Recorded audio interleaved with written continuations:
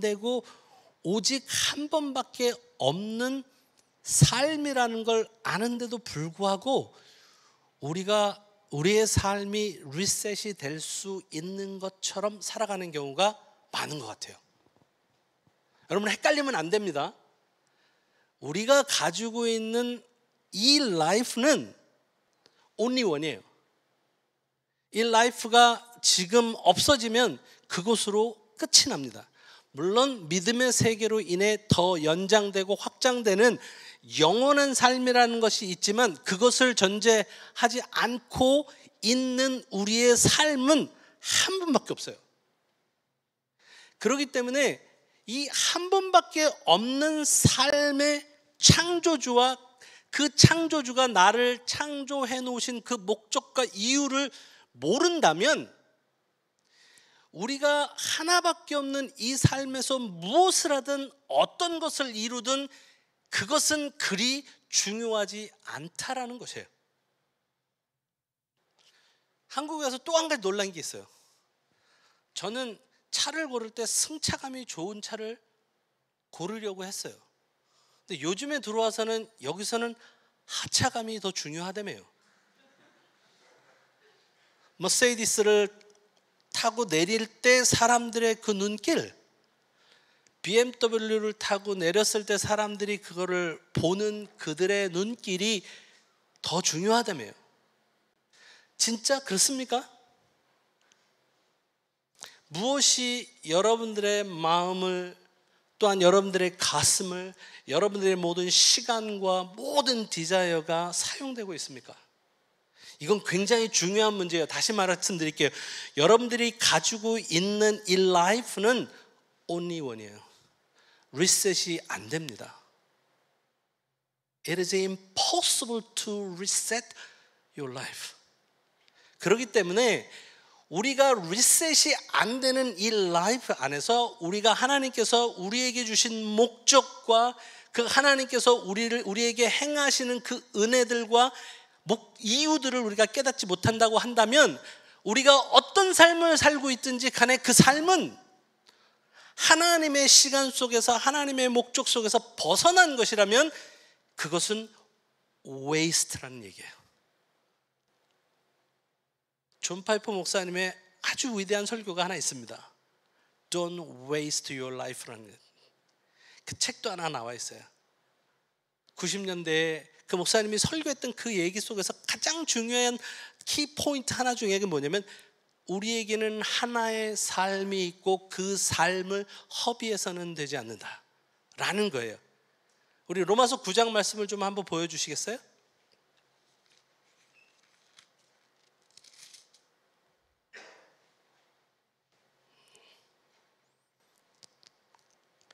로마서 9장 22절 23절에 있는 말씀을 이렇게 보면 만일 하나님이 그 진노를 보이시고 그 능력을 알게 하고자 하사 멸하기로 준비된 진노의 그릇을 오래 참으심으로 관용하시고 또한 영광 받기로 예비하신 바 긍휼의 그릇에 대하여 그 영광의 풍성함을 알게 하고자 하셨을지라도 무슨 말을 하리요? 와, 한국말이 어려워요. 근데 우리 한번 다 같이 영어로 좀 볼게요. 우린 영어가 더 쉽잖아요, 그렇죠? 우리 한번 그 ESV입니다. English Standard 버전으로 한번 볼게요. 여기 나오는 단어 중에서 in order to 여기에 집중해서 한번 보겠습니다.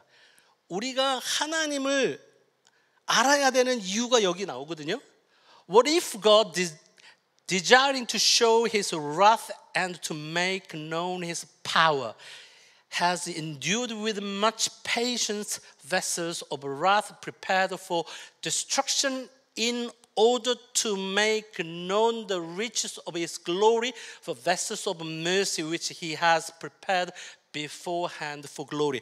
하나님께서는 우리의 삶의 존재 목적 자체가 뭐냐면 하나님의 영광을 아는 거예요. 하나님께서는 그 백성들에게 하나님의 진노를 알게 하셨어요. 그리고 하나님의 능력을 알게 하셨어요. 그 진노로부터 건져주실 하나님을 알게 하셨어요. 그리고 우리가 보고 알고 그것 때문에 살기를 원하세요. 자, 이게 우리의 목적입니다. 그걸 조금 더 쉽게 에베소서 2장 제가 읽어드릴게요.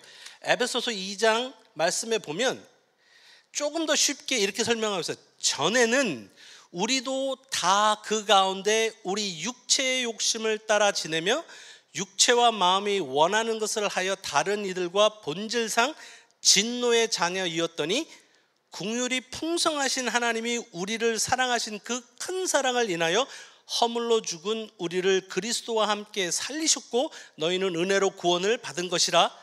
또 함께 일으키사 그리스도 예수 안에서 함께 하늘에 앉으시니 이는 그리스도 예수 안에서 우리에게 자비하시는 분으로서 그 은혜의 지극히 풍성함을 오는 여러 세대에 나타내려 하심이라.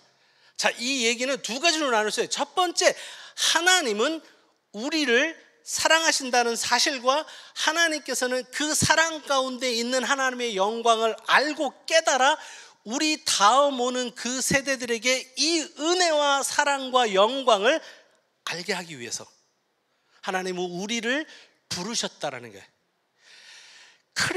Christ like라는 말은 무엇일까요? 하나님께서 우리의 어두움에 있던 우리를 부르셔서 to be part of this church, the member of the church, the member of the God이잖아요. 하나님의 몸된 교회에 우리가 참여하도록 하신 거예요. 왜요? 내 문제를 해결하기 위해서? 맞아요. 근데 그건 나는 아니에요. 목사님이 오전에도 말씀하셨고 여기 오늘 우리가 찬양했던 내용 자체가 그래요. 우리 문제가 많아요. 그 능력이 많으신 그 하나님께서 우리 문제를 해결해 주실 것을 와서 기도하는 거 맞아요. 하지만 거기에 머무르면 우리의 구원을 온전히 이해하지 못하는 것입니다. 그러므로 하나님께서 우리를 그 어두운 가운데서 불러내신 이유가 여기에 있다는 거예요. 우리의 존재 목적 자체가 내 삶에 있는 것이 아니라 하나님의 목적과 하나님의 누구이신지에 있다는 사실이에요. 이것을 깨닫지 못하기 때문에 우리는 향방 없는 싸움을 싸웁니다. 죽으라고 내 마음과 내 힘을 다하여 싸우지만 그 싸움이 결국에 가서는 계속해서 소금물을 마시는 것과 같은 갈증을 만들어주지는 않습니까? 여러분, 인생 가운데 문제가 없어질 수는 없어요.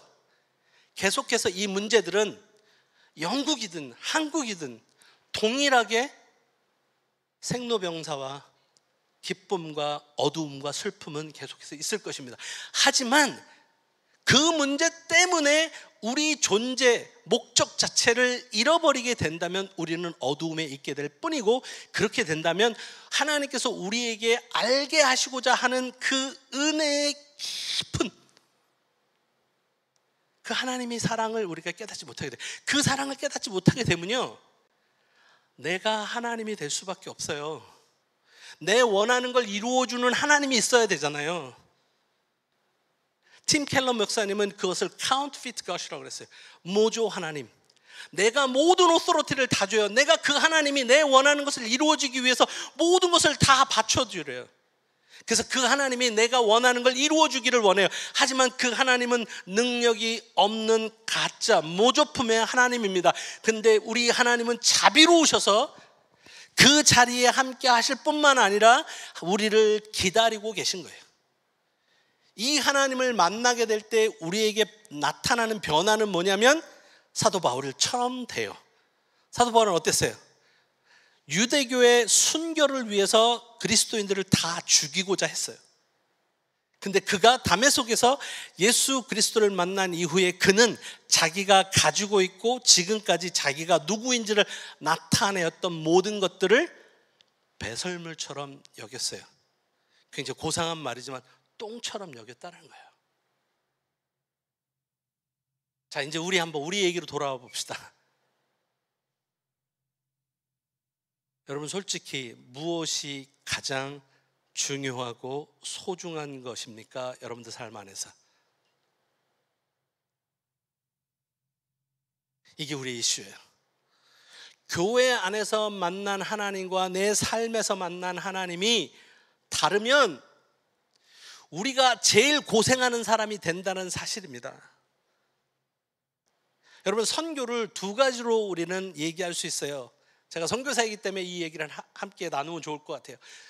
선교사가 된다라는 얘기는 선교사가 되기 전에 나는 하나님께, 특별히 보내신 자에게 보냄을 받아야 한다는 사실이에요. 그러면 보냄을 받은 자라는 의미는 보내신 자가 누구인지를 알아야만 갈 수 있지 않겠습니까? 그리고 보내시는 자는 보내실 때, 당신의 종으로 보내실 때 그 보내신 종의 목적을 갖고 계시다는 사실이에요.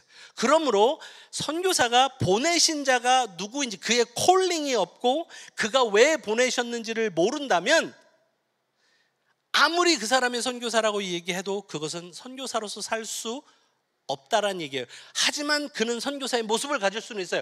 왜냐하면 일을 할 수는 있어요.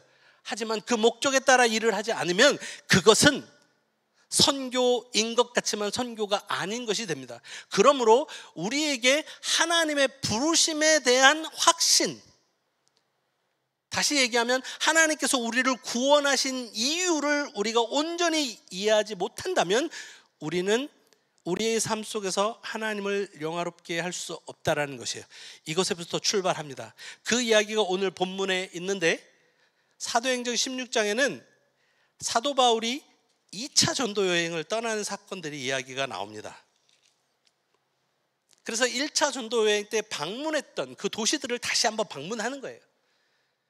그런데 5절에 보니까 이렇게 얘기되어 있어요. 이제 4절부터 제가 말씀을 읽겠습니다. 여러 성으로 다녀갈 때에 예루살렘에 있는 사도와 장로들이 작정한 규례를 그들에게 주어 지키게 하니 이에 여러 교회가 믿음이 더 굳건해지고 수가 날마다 늘어가니라. 여러분, 이때 이런 상황에서 10절의 말씀을 본 거예요. 하나님께서 갑자기 방향을 트신 거예요. 자, 여러분들의 그 디시전 메이킹은 어떻게 됩니까? 뭔가 일이 잘 풀려갈 때, 뭔가 잘 진행이 될 때 그곳에서 방향을 전환하는 건 쉬운 일이 아닙니다. 근데 바울은 담메섹에서 만난 그 사건 이후에 그의 삶의 모든 태도가 변했어요. 자기로부터의 출발이 아니라 하나님께로부터 출발이고 하나님의 음성에 의해서 자기의 발걸음이 결정이 되었다는 거예요. 여러분, 이게 왜 행복하냐면 제가 한 예를, 두 가지 예를 한번 들어보겠습니다. 성경에 나와 있는 예예요. 첫 번째, 아브라함은 자기가 갈대우르와 그 자기 본토 친척 아비집을 떠날 때 그가 가야 할 땅을 알았을까요? 지시할 땅으로 가라 그랬어요. 그는 어디로 가야 하는지 땅에 대한 정보가 전혀 없어요. 자, 이렇게 물어보겠습니다. 다이렉트하게 여러분들한테 물어보세요. 여러분들은 하나님께서 가라 하면 내가 그곳이 알지 못하는데 갈 수 있겠습니까? 근데 아브라함은 갔어요. 왜일까요? 첫 번째, 우리가 나눴던 얘기가 똑같은 이야기입니다. 아브라함은 그 땅에 초점을 맞춘 것이 아니라 그에게 명령하신 그 하나님을 알았던 것이에요. 그 동일한 믿음을 가진 아브라함은 조금 더 확장된 일을 하게 됩니다. 그가 하나님께서 명령하시죠. 이삭, 100세의 아들 이삭을 바치라 할 때 그는 실제로 칼을 들어 그에게 죽이려고 합니다. 근데 히브리서 11장에 있는 말씀을 우리가 보면 그가 죽어도 다시 살리실 줄 믿었기에 그는 실제로 그 행위를 했던 것이에요. 자, 이러므로 우리가 살아갈 때 여러분들의 삶의 방향을 움직이는 것이 하나님의 말씀입니까? 아니면 내가 보는 어떤 것입니까? 내가 생각하는 어떤 것입니까? 내가 경험한 어떤 것입니까? 자, 이것이 굉장히 중요한 이야기가 됩니다. 다윗은요, 그 삶의 모든 여정 가운데 그는 전쟁에 뛰어난 자였어요. 그럼에도 불구하고 매 순간 그는 하나님께 묻습니다. 묻는다는 얘기는 내가 원하는 것에 대한 응답이 아니라 그는 온전하게 방향을 지시해 줄 것을 기도하고 그는 준비하는 거죠. 그것이 무엇이든지 간에 옮길 준비를 하는 겁니다. 똑같이 바울은 지금 그 소아시아에서 머물면서 그가 그 1차 전도여행 때 돌아봤던 교회들이 또 조금 더 방문했더니 성장하는 모습을 보인 게, 여러분은 어떻게 했어요? 선교 여행을 가보시는데 막 거기가 잘 되고 있어요. 근데 그곳을 떠나라라고 하면 떠날 수 있을까요? 그거 하나님의 음성으로 들을 수 있을까요? 근데 바울은요, 여기에 한 단어에 저는 집중을 해봤습니다. 10절의 말씀 보면 바울이 그 환상을 보았을 때 우리가 곧 마게도냐로 떠나기를 힘쓰니. 이게 큰 울림으로 제게 다가왔어요. 하나님의 음성을 듣고 그 울림이 있으니까 자기가 보고 성장하는 것을 보고 그 자리를 떠났다. 왜요? 똑같은 얘기 아니겠습니까? 바울은 자기가 어디에 있는 것, 내가 잘 되고 못 되는 거에 결정하는 것이 아니라 하나님의 음성으로부터 그 사람의 다이렉션이 결정되었다라는 얘기입니다. 그러므로 하나님이 누구인지 모르고 있는 상황에서 무언가를 결정하는 것들은 굉장히 많은 경우 가운데 우리가 원하고 친숙하고 편한 것을 선택하게 되어 있습니다. 그러므로 여러분들이 선교적인 삶을 산다는 얘기는 하나님과의 관계를 떠나서는 말이 안 되는 얘기고, 순종할 준비가 되어 있지 않다면 그거 역시 고민만 하게 될 뿐입니다. 그래서 우리가 가지고 있는 이 하나밖에 없는 이 삶의 목적은 내가 죄인 되었던 그 사실과 그 죄인 된 그 삶으로부터 나를 건져내시고 내게 그 영원한 영광을 보여주셨을 뿐만 아니라 그 영광을 오는 세대들에게 증거하고 알려주라고, 하나님의 선하심과 인자하심과 그 자비가 우리의 삶을 넉넉히 이기고 남는 어떤 것임을 그들에게 전하는 삶이 우리의 목적이에요. 자, 그러므로 교회에 나와서 하나님께 은혜를 받고 있는 곳으로 머무는 것은 그 하나님께서 우리를 부르신 이유와 목적에 하프밖에 되지 않아요. 이제 본격적으로 하나님의 음성에 응답할 때여야 됩니다. 그곳이 어디냐면 교회이기도 하고요, 여러분들의 가정이기도 하고요, 또 여러분들이 일하고 있는 일터이기도 합니다. 그러므로 선교적인 삶을 살아야 돼. 하나님께서 나를 보내신 그 이유와 목적이 돈을 벌기 위한 일터만은 아니라는 사실입니다. 우리 가정 가운데 예수 그리스도를 모르는 자들이 있다면 가서 브레인워시다 하시듯이 계속 복음을 전하라는 게 아니라 복음적인 삶을 그 가정 가운데 살아내는 것이에요. 계속해서 그 영광이 내 안에서 흘러넘치도록, 그 은혜가 흘러넘칠 수 있는 그런 가정을 믿고 기도하는, 그것이 우리의 목적이라는 거예요. 그럴 때 우리는 하나님의 나라를 경험할 것입니다. 그럴 때 우리는 삶의 의미를 느낄 것이에요. 여러분, 예를 들어 볼게요. 여러분들이 선교하기 위해서 여러분들이 정말 피같이 벌었던 어떤 헌금들을 정말 sacrificially, 희생적으로 누군가를 공급했을 때 그 선교지에서 어떤 생명력이 살아난다라고 한다면 여러분들이 돈을 버는 이유와 목적이 달라지게 돼 있어요. 그게 여러분들의 동기가 될 것이에요. 나는 이 일을 하는 이유가 지금 마얀마에서 일어나는, 웨일즈에서 일어나는, 또 다른 우크라이나에서는 일어나는 이 땅에 죽어가는 생명들을 살리기 위해 공급하는 통로로서 나는 지금 이 땅에 이 일터 가운데 서 있다. 이건 얘기가 달라요. 그러면 그 삶은 내가 오늘 커피 한 잔을 밖에 나가서 마시지 않고 그냥 맥신 커피를 마셔도 행복합니다. 비싼 거를 안 먹어도 행복할 수 있어요. 그 거룩한 희생이 나를 살게 하는 것이지 머세디스가 나를 행복하게 하는 것이 아니에요. 그리고 좋은 아파트, 더 큰 차, 이런 것들이 나를 행복하게 할 수 없다는 사실을 우리 여러분 분명히 알아야 됩니다. 그래서 우리의 눈이 어디에 있었냐면 하늘에 있어야 돼요. 하늘에 있지 않으면 우리는 보는 것으로 말미암아 우리의 삶은 완전히 오버웰m 될 거예요. 그래서 결국 봐야 될 것을 못 보게 되면 우리는 우리 진짜 하나님을 직면하는 것이 너무 두려워요. 왜냐하면 내가 원하는 것을 혹시 아니라고 할까 봐. 혹시 여러분들 중에 그런 분들 계십니까? 근데 그거는 하나님을 잘 모르는 거예요. 여러분, 여러분들을 구원하기 위해서 하나님 무엇을 하신 줄 아십니까? 아들을 포기하셨어요. 그것도 여러분이 태어나기 전에 그 전부터 계획하셔서 여러분들을 구원하게 하셨다는 사실이에요. 자, 그러므로 선교는 나로부터 출발하는 게 아니라 내가 준비됐고 내가 무엇을 할 수 있어서 하는 게 아니라 하나님의 부르심으로부터 시작한다는 겁니다. 그리고 하나님께서 부르셨을 때 그 음성을 듣고 아멘 하는 사람을 통해서 하나님이 일하신다는 거예요.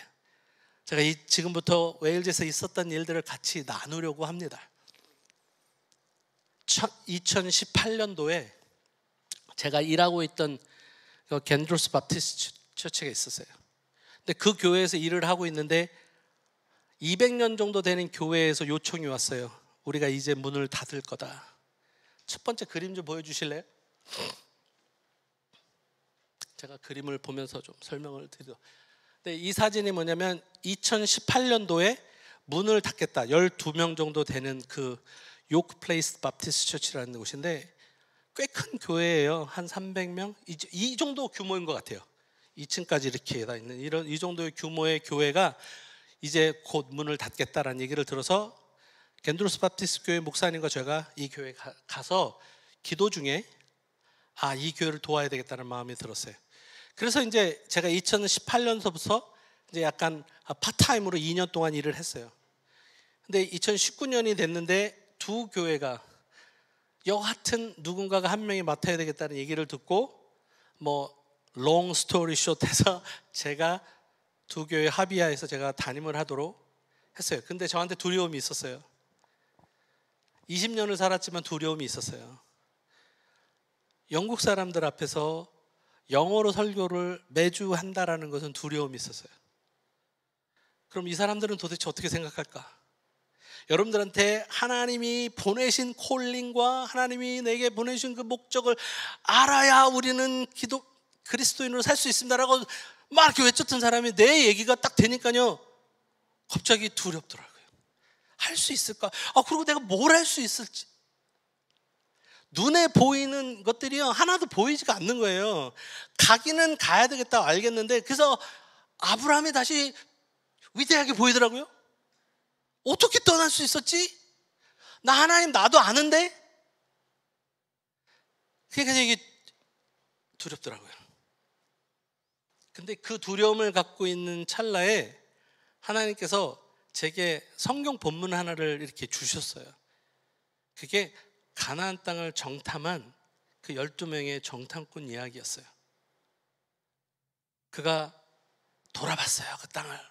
너무 좋은 거예요. 젖과 꿀이 흐르는 땅이다. 하나님이 너무 좋아. 근데 그곳에 살고 있는 사람들을 딱 보는 순간 10명은 두렵기 시작했고 모세를 원망하기 시작했고 심지어 돌아와서는 악평을 했을 뿐만 아니라 모세를 죽이려고 했어요. 근데 그들이 한 메타포가 있어요. 뭐라 그랬냐면 저들을 보니 우리는 메뚜기와 같더라. 제가 딱 보니까 제가 메뚜기가 되어 있더라고요. 하나님이 말씀하신 거, 하나님이 부르신 어떤 콜링에 있었음에도 불구하고 지시할 땅으로 가라라는 명령을 듣고 움직이기는 했으나 여전히 내게는 두려움이 있었고 여전히 내게는 내가 나를 보는 어떤 모습이 있었더라고요. 내가 나를 봤어요. 내 눈으로. 잊어버린 건 뭐냐면 내가 그리스도 안에 있다는 사실을 망각하니까 갑자기 나는 메뚜기가 돼버리더라고요.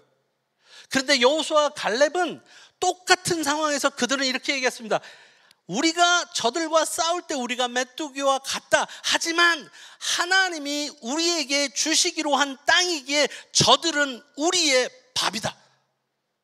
이 얘기를 듣는 순간 제가 얼마나 부끄러웠는지 몰라요.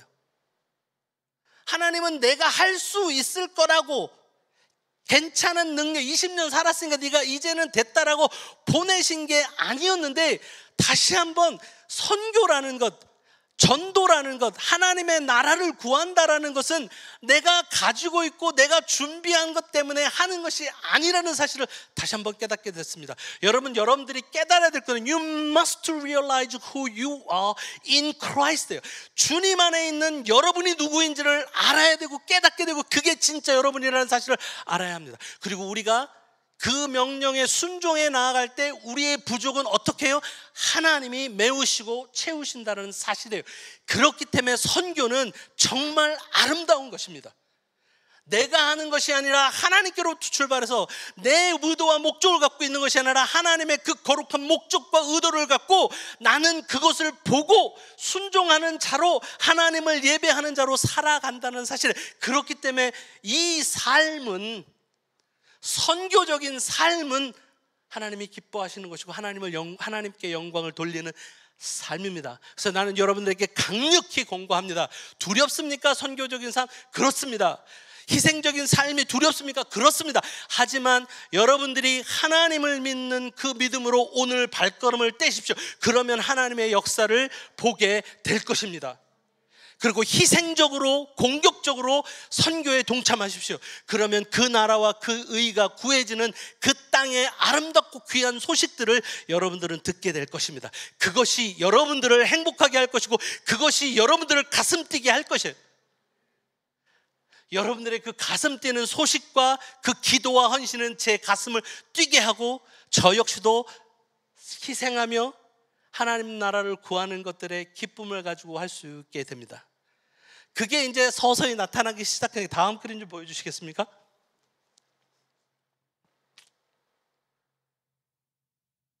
보면 제가 그 마음을 갖고 이제 매주, 지금은 2번씩 예배드리는, 그 전에 예배를 드리는데 영어로 설교하는데 갑자기 마음에 평안이 오고 컨피던스가 오더라고요. 그래서 그때 또 배웠어요. 영어를 못하는 게 문제가 아니라 하나님께 대한 내 컨피던스가 없기 때문에 나는 두려웠던 것이, 안악자손, 그 장대한 자손들을 내 눈을 보니 두렵죠. 하지만 내가 그리스도 안에 있었을 때 다윗이 골리앗 앞에 담대히 설 수 있었던 것처럼 우리도 담대히 설 수 있습니다. 그러면서 여러분 점검하십시오. 누구를 의지하고 있는지. 하나님입니까? 아니면 여러분들의 스펙입니까? 이건 굉장히 중요한 문제입니다. 앞으로 여러분들의 삶을 이끌 수 있는 어떤 것들입니다. 자, 이게 제게 눈에 이제 들어오기 시작해요. 그렇게 하나님 말씀을, 좋습니다. 하나님, 제가 무엇을 할지 모르지만 제가 그 땅 가운데 있겠습니다 하고 들어온 뒤에 이것들이에요. 가서 봤더니 무엇을 해야 되는지가 서서히 눈에 들어오는데, 영국 안에는 수없이 많은 민족들이 살고 있다는 사실이 제 눈에 다시 들어오기 시작했어요. 그래서 다음 슬라이드요. 근데 이미 저 사람들을 돕고 있는 단체들이 있더라고요. 여러분들이 한번 와서서 확인하십시오. 저희 교회가 있는 데가 수한지 한 30만 명 정도 사는 곳인데 아주 시티센터에 있어요. 더 자세한 정보는 우리 성경이한테 물어보면 잘 알 겁니다. 그 중앙에 있는데 이 SAS라는 어떤 단체, Unity in Diversity, Adult Learning Wales and Fun이라는 이 단체들이 저희들이 갑자기 작년 9월서부터 하나씩 찾아오기 시작했어요. 왜냐면 다른 이유가 아니에요. 위치가 너무 좋다예요. 그런데요, 비밀은 이들이 사람들을 데리고 오더라고요. 사일렘스의 난민들을 데리고 오기 시작했어요. 그러면서 이들을 돕는 자원봉사들도 함께 와요. 그래서 일주일에 딱 1시간, 주일날 1시간 열면 문을 닫았던 교회가 작년 9월부터는 월, 화, 수, 목, 금, 토, 일 매일 문을 엽니다. 그리고 예배도 2번씩 드리는 일이 일어났어요. 이들과 함께 했던 일은 다른 거 아니에요. 데리고 와요. 그러면 이 사람들하고 같이 밥 먹고 같이 이야기하고, 젊은 사람, 성경에도 알겠지만 젊은 사람들이 있으면 그들한테 모여요. 저한테는 필요할 때만 옵니다. 근데 왠지 모르는데 민주와 성경이한테는 모이더라고요. 그것도 남자들이 모이더라고요. 오십시오. 그러면 확인할 수 있습니다. 다른 거 없이 그냥 같이 밥 먹어주기만 하면 돼요. 그리고 웃어주면 돼요. 그리고 영어 좀 못하면 좀 도와주고. 문법은 지금 우리가 좀 나아요. 그다음 3, 4개월 후에는 다른 이야기가 되지만 처음 시작은 여러분들이 도와주세요. 그래서 만났던 사람들이 너무 친구가 돼요. 그래서 목요일 날은 저희가 사인포스트라는 사역을 하는데, 그때 사인포스트는 다른 거 하나 하지 않고 이들이 아픔과 이 소식들을 좀 접해들면서 좀 같이 좀 만져줬으면 좋겠다 싶어서 제가 엔터테이너가 돼서 그들과 게임하면서 막 놀아요. 그래서 될 수 있으면 이들을 웃게 만들고, 그랬더니 친구가 되더라고요. 같이 밥 먹고 같이 놀고 필요한 거 좀 다져줬더니 친구가 되는데, 이제 우리가 이제 생각하게 됐어요. 어떻게 하면 우리가 뭐 사회복지사도 아니고 이들한테 이런 것만 줄까 하다가 이들에게 복음을 전해야 되겠다. 그래서 올 1월부터 예배를 드리기 시작합니다. 다음 슬라이드요. 이제 이렇게 해서 이제 계속 다른 어떤 선교 단체 기관들하고도 다음 거요. 지금 여기가 이제 예배 드리는 모습입니다. 올해 1월부터 예배를 시작해서 하나님한테 말씀을 전해야 되겠다는 마음을 가졌어요. 어떻게든 모슬렘들도 많고 그러기 때문에 복음을 전해야 되겠다는 생각을 했었는데 어떻게 할까 고민이 되더라고요. 어쨌든 하나님 주신 생각이니까 그다음부터는 다 선포해요. 4시 반에 우리 예배 시작합니다. 이 기독교 예배고 찬양도 할 거고 기도도 할 거고 말씀을 전할 거고 대신에 그거 한 다음에는 우리가 식사를 합니다. 첫째 주에는 2명이 왔어요. 그 다음 주서부터 이 사람들이 5명, 10명, 30명, 40명, 지금 제가 오기 전까지는 55명이 왔어요. 제가 맨 처음에 두려운 마음으로 하나님 뭐 할까요? 라고 했던 게 2년 전의 일인데 하나님은 저는 가서 그냥 서 있었어요.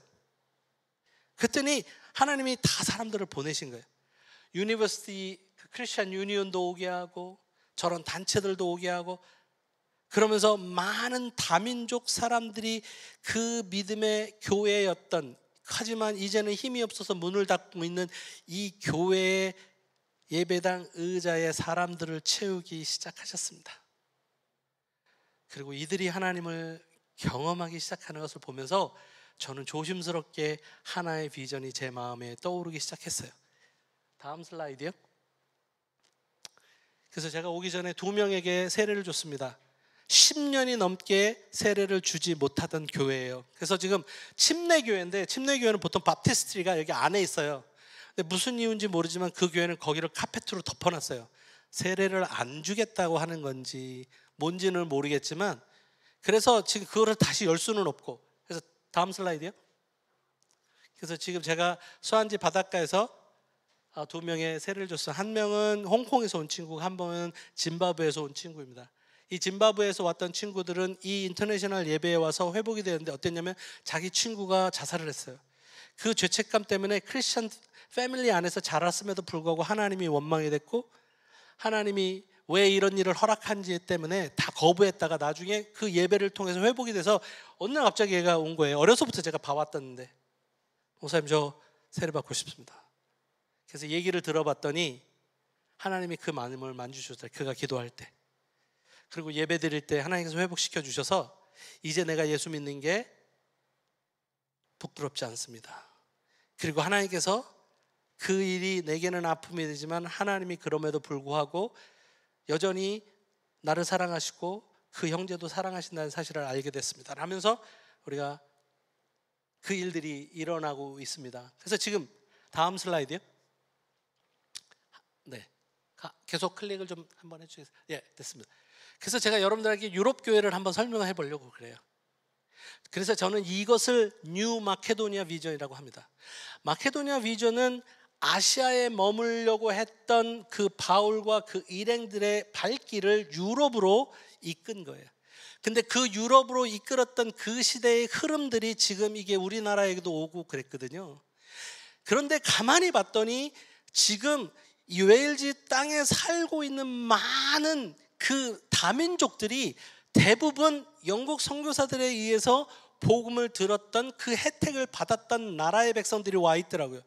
근데 이 웨일즈에 살고 있는 이 사람들이 하나님의 복음을 잃고 하나님의 부르신 목적과 이유들을 잃어버리고 자신들의 안일과 자신들의 그 욕구를 충족하는 그 개인적인 삶으로 인해 교회가 비었더니 하나님께서는 그 다른 백성들을 다시 채우기 시작하셨어요.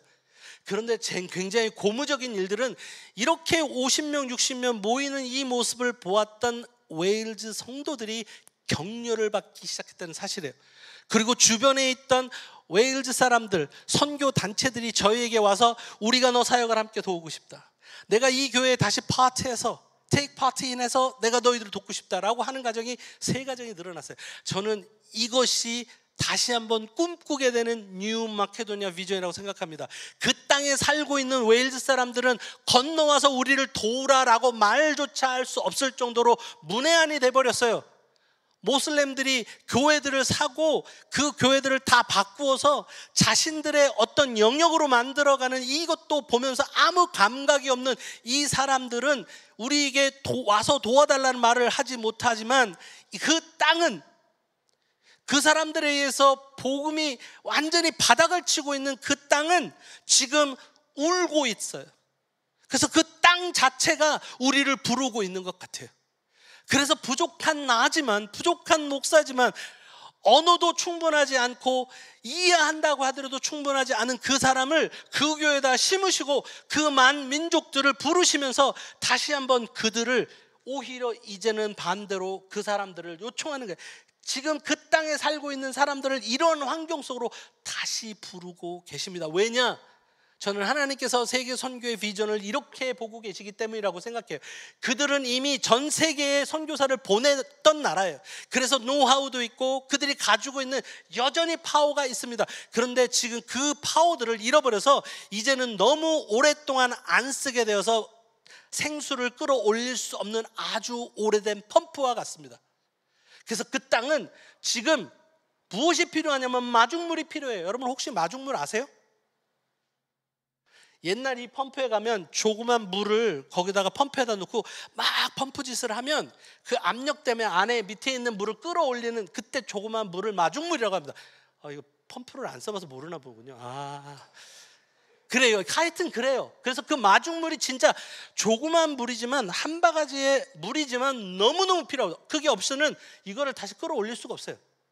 그런데 그 끌어올리게 되는 그 펌프는요 어떤 일을 하게 되냐면 다시 많은 사람들의 갈증을 채워줄 수 있는 생수의 펌프가 될 것이라는 거예요. 그러기에 하나님께서는 지금 이들을 깨우고 이들과 함께 일할 선교사들을 부르고 있습니다. 보내는 선교사, 함께하는 선교사, 기도하는 선교사들을 부르고 계세요. 여러분 중에 마음에 품고 있다면 기도하십시오. 하나님이 인도하실 겁니다. 하나님의 음성이 여러분들에게 들려지면 발길을 떼십시오. 그리고 하나님께서 음성이 여러분들을 울리면 헌금도 하십시오. 그리고 그 나라의 소식들을 접하고 맛보고 함께함으로 말미암아 여러분들의 삶의 의미를 찾기를 원합니다. 그게 될 때 우리는 내가 왜 사는 줄 알아요. 내가 왜 지금 이 일을 하는 줄 압니다.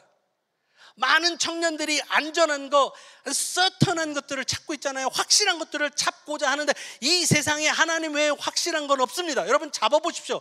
직업이 확실한 게 있을 수 있을 것 같습니까?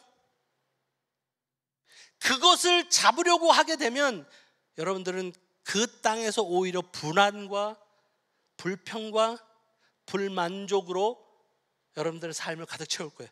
하지만 이렇게 공격적으로 하나님의 나라와 의를 구하는 그 일을 하며 살게 될 때 우리는 우리 안에 솟구쳐 오르는 하나님 나라에 대한 열망과 감격과 기쁨 때문에 기꺼이 나의 삶을 희생할 수 있습니다. 사도 바울은 이 사람이 위대한 것이 아니라 그에게 그 놀라운 광채의 복음의 영광을 비춰주신 그 복음이 그를 변하게 한 것이거든요. 우리도 그 복음의 광채에 비춰진 그 삶을 산다면 우리는 바울보다 어쩌면 더한 일을 할 수도 있는 존재가 될 것입니다. 이거는 나의 문제가 아니라 하나님의 복음의 영광을 얼마만큼 내 삶에 비춰주었는지, 거기에 내 삶을 얼마나 익스포즈 했는지의 이슈입니다. 그래서 감히 여러분들한테 얘기합니다. 정말 비싼 곳이에요. 정말 희생이 많이 따르는 선교입니다. 하지만 하나님의 나라를, 하나님의 영광을, 하나님의 의를, 그것들이 임하는 것들을 볼 수 있는 좋은 곳이라고 생각합니다. 웨일즈만 얘기하는 건 아닙니다. 다른 선교지도 마찬가지. 그래서 혹시 여러분들 연결되지 않은 분들이 있다면 연결하십시오. 그리고 희생적으로 아주 프로악티브하게 이 일을 인볼브하면 좋겠습니다. 마지막 슬라이드 좀 보여주실래요? 네, 그래서 지금 두 자매가 이렇게 와 있습니다. 와서 처음에 딱 첫날 어떻게 했는지 아세요? 바로 새벽 1시에 왔는데 그 다음날 8시인가 9시에 와서 성경학교 바로 투입됐어요. 여기는 뭐 쉴 시간도 없어요. 시차 적응도 없습니다. 바로 투입입니다. 하지만 물어보십시오. 또 오고 싶어 해요? 그래서 기회를 잡으십시오. 분명히 여러분들 저거를 선택하게 되면 희생이 따를 수도 있습니다. 시간과 여러 가지 것들이 있을 수 있어요. 하지만 가치 있는 것이라고 생각합니다. 그리고 함께 그 나라와 그의 의 때문에 우리 가슴이 뛰는 저희들이 되어서 하나님의 나라가 우리를 통해 정말 전 세계에 퍼져나가는 놀라운 일들을 하는 저와 여러분들의 길을 간절히 기도드립니다. 잠깐 기도할까요? 아버지, 고맙습니다. 당신께서 우리에게 주신 그 귀한 복음을 듣게 하시고 알게 하시고 깨닫게 하시고 또 도전을 주시니 하나님 얼마나 좋은지 모르겠습니다.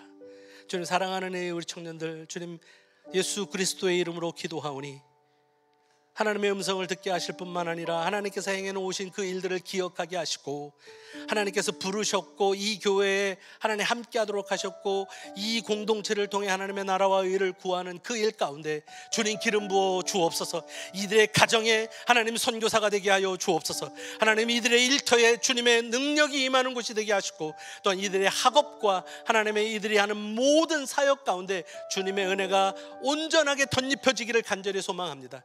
그래야 하나님 정말 우리는 부족하나 당신은 충분하시고 우리는 다른 사람들을 행복하게 할 수 없으나 당신은 충분히 행복하게 하고 만족시키실 그 하나님을 우리가 믿기 때문에 하나님 앞에 담대히 나아갑니다. 내가 있어서 내가 할 수 있어서가 아니라 주님께서 부르셨기에 주님께서 이끄실게 하나님 그것에 나아가며 우리가 주님 부르신 그 부름에 응답할 때 그 주님께서 주시는 기쁨과 감사와 은혜로 말미암아 기뻐 뛰며 이 세상의 어떤 것보다도 주님이 가장 귀한 것이라고 고백하는 놀라운 그 신앙의 고백이 일어나는 귀한 공동체가 되게 하여 주옵소서.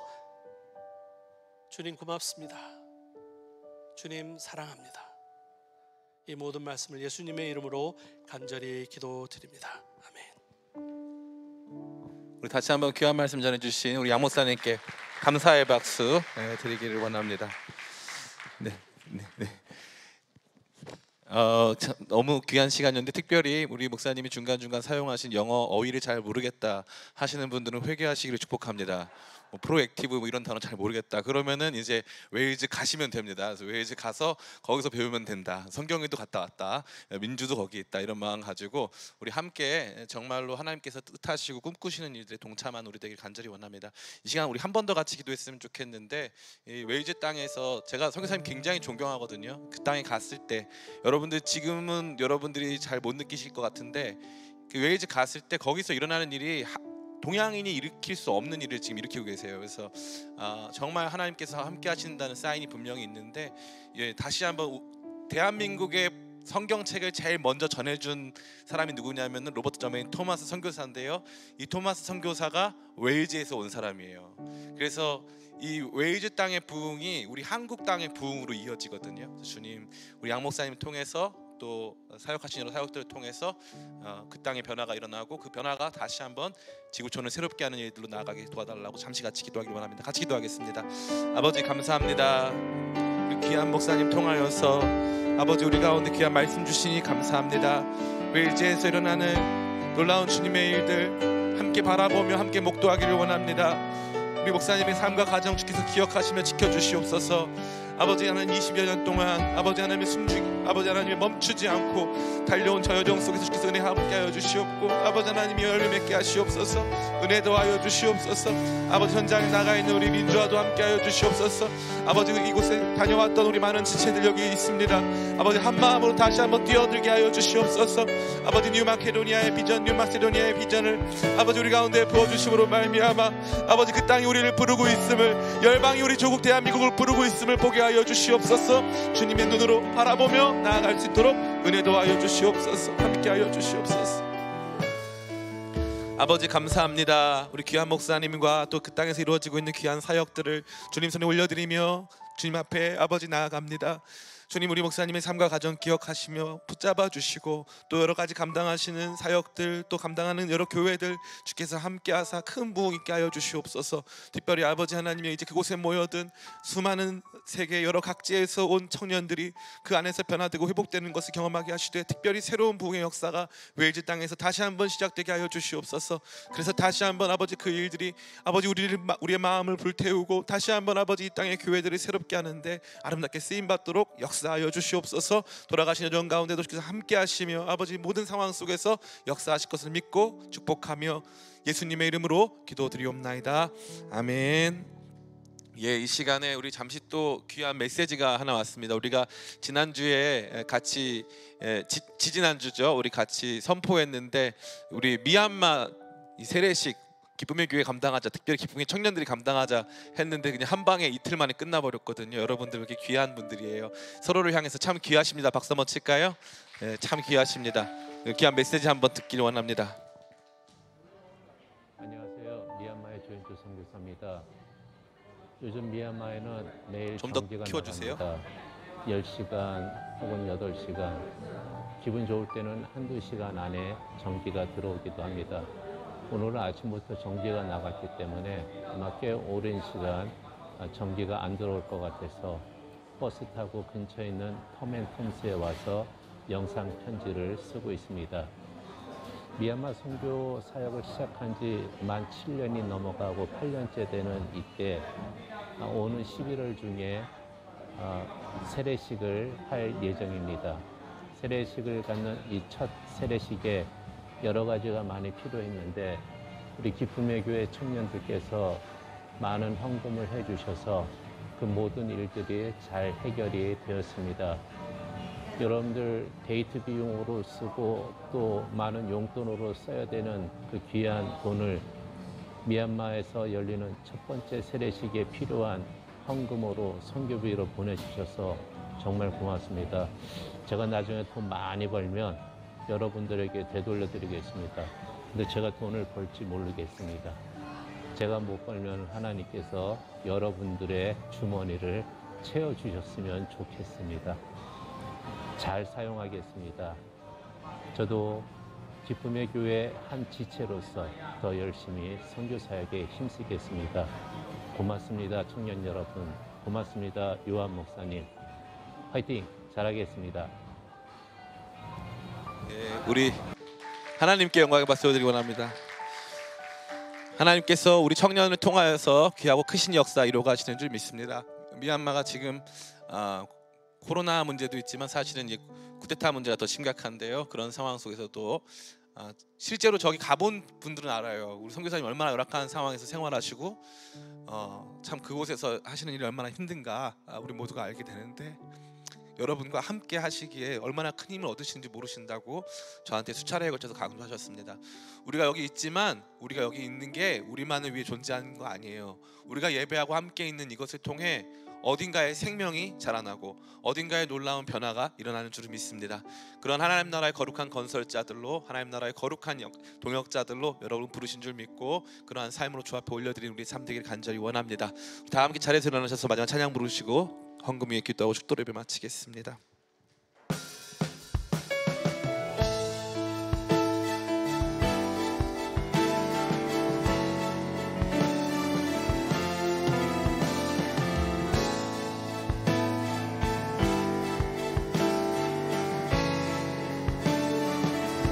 교회여 일어나라, 교회여 일어나라, 주께서 부르시니